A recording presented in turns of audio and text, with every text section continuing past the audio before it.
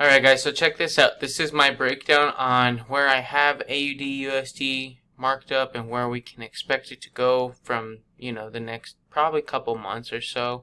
Honestly, this is just it. Of course I always start on my daily time frame.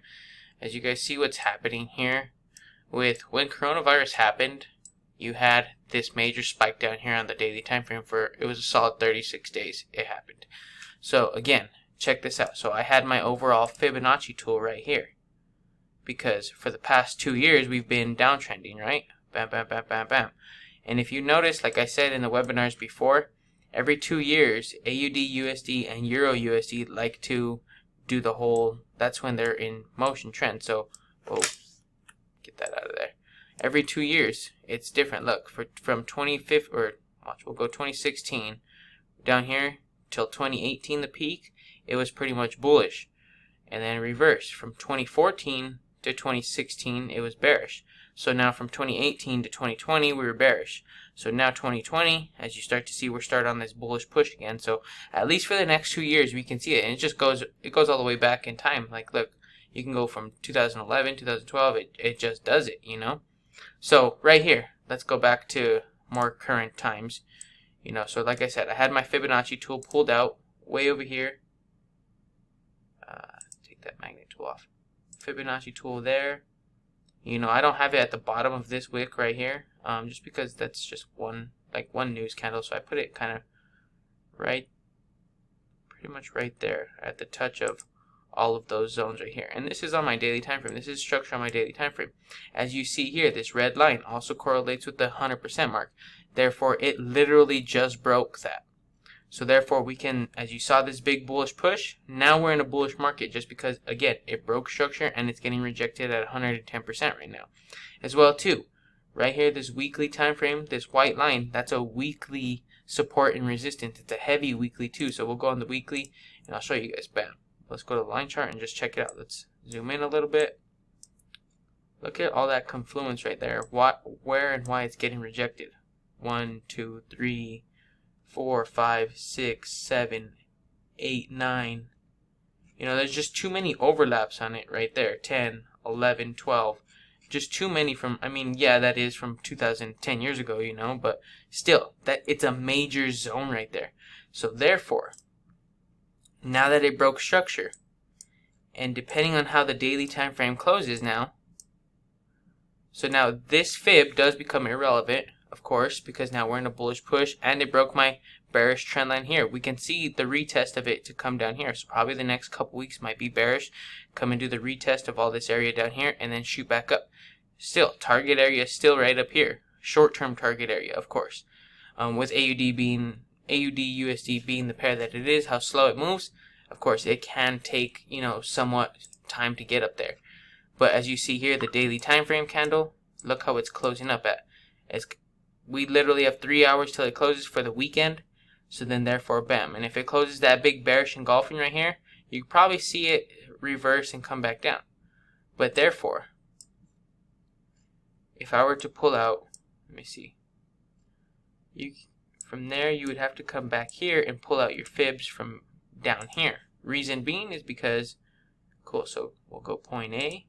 If I go point B up here, look, it didn't even touch 23%. It's not really matching up. So if it closes like that, only if it closes like that the way it is, that might be a valid, point B right there.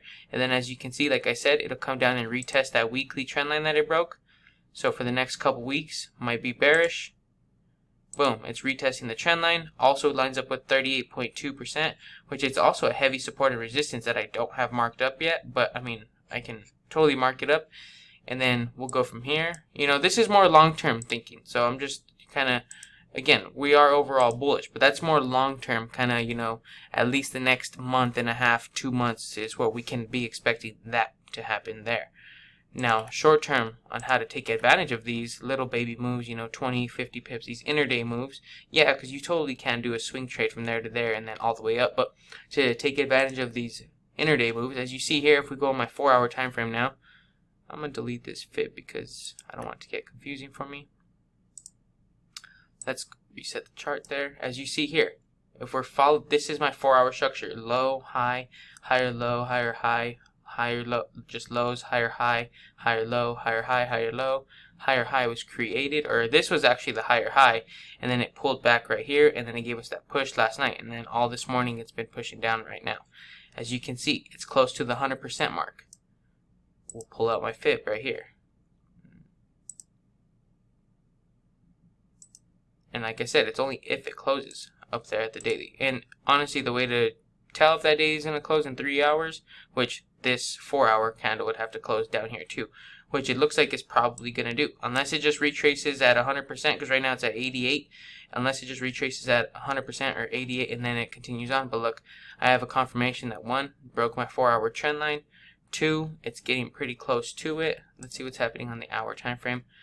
Hour time frame, you have like a double, I mean, you have somewhat of a mini head and shoulders right here, because you can tell, because if you do the line chart, you see it better. Bam, bam, bam. But the candles, you really don't see it. It's more of just a tested support and resistance area all within there. Bam. And let's go 30 minute. Let's see. As you see, you have your break of structure right here on the 30 minute. Everything's showing bearish right now on lower time frames. You had this small pullback, retest, boom, took it on down this morning. I know some of you guys are in buys and stuff like that, waiting for it to hit your stop loss, but this is where we're at right now. And like I said, look, this whole red zone right here is my structure break. Also, if it comes down to pass, you know, this 110% mark right here, I don't know what that, I drew that up the other day. I don't know what that is, so I'm going to delete that. Again, you have these 4-hour trend lines right here, or these 4-hour support and resistance lines, I'm sorry, which it might come down here, or to come and retest the whole overall trend line that I have down here. So then therefore, bam, you know, that means it'll be bearish, meaning if it breaks structure, it broke structure on the 30 minute, cool. It broke structure as well too. The smaller time frames it did. The hour time frame, it really hasn't broken structure yet, because the hour time frame is like the same structure as the 4-hour time frame.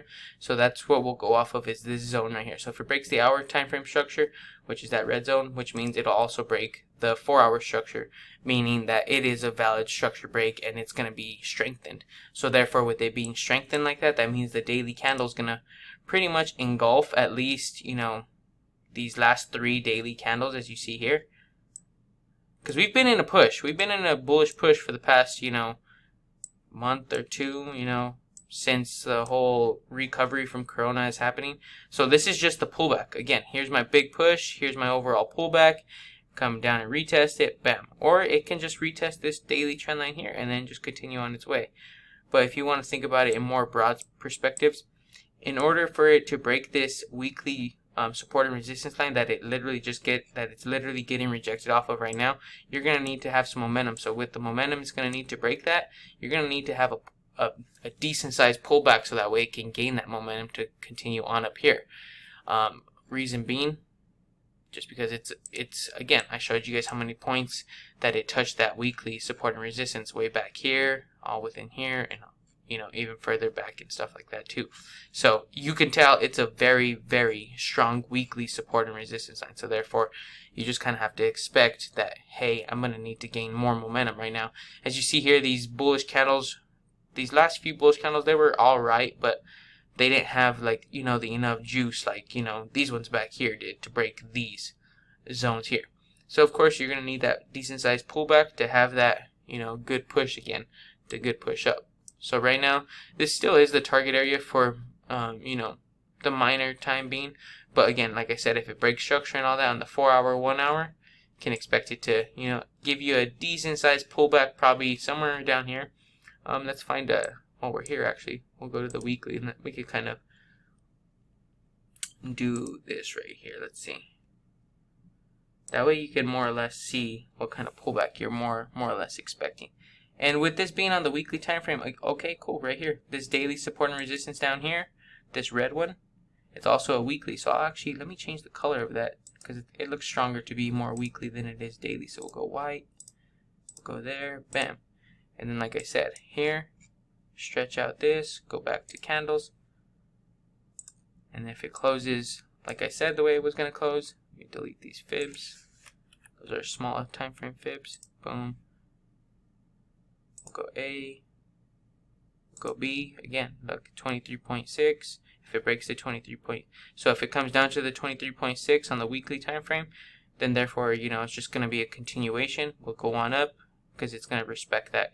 More than likely, it will respect that after, you know, just a, you know, like I say, maybe a 2-week pullback where we could be expecting, and then overall continue on that push. But again, next week it could just come out of the gate hot, depending on if it breaks structure today or not. With again, we got 3 hours if it does.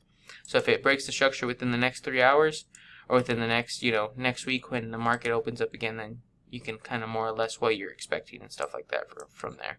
Is my breakdown on it, and let me know what y'all think. Peace out. Happy trading. Good luck.